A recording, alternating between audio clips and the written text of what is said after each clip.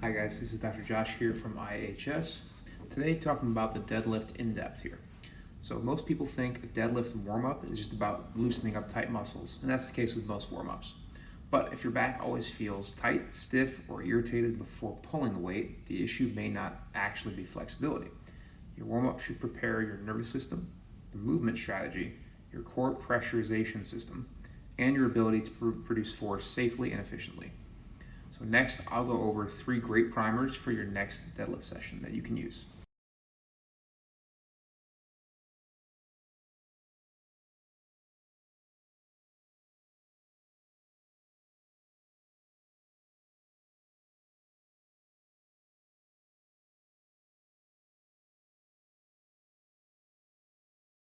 Okay, so with that first move, the hip car, it's not to aggressively stretch everything, but we're simply giving the body access to more movement options, particularly in the hip. A lot of people deadlift entirely through their low back because the hips aren't contributing efficiently, and this is what can lead to injury. So this drill helps improve movement variability and body awareness before loading.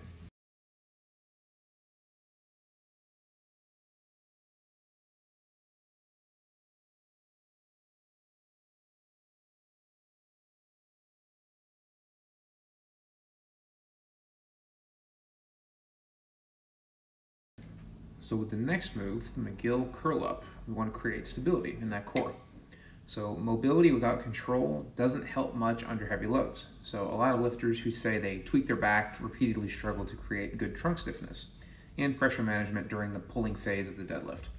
So this isn't about squeezing the abs as hard as possible, but it's more so about coordinating breathing, rib position, abdominal pressure, and tying in hip engagement.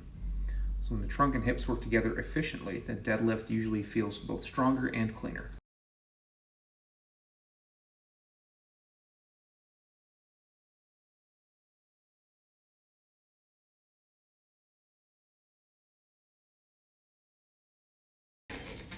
So our last move is the side bridge. So we're finally activating the glutes, or the prime mover of the deadlift. So the body responds well to gradual exposure. So instead of jumping straight into heavy weight, we teach the nervous system, hey, this movement is safe, controlled, and efficient.